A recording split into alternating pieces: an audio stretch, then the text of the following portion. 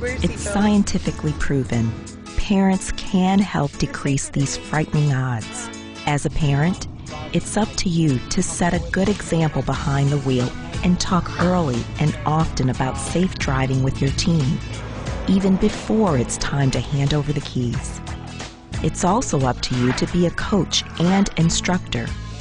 Even the best behaved kids lack driving experience, which is what makes their crash risk so high. This experience can only come with practice, and a minimum of 30 to 50 hours of supervised practice is ideal.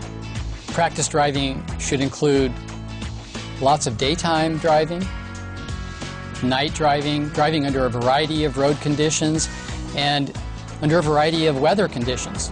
As you show your teen driver the ropes, make sure you decide on and enforce your rules of the road.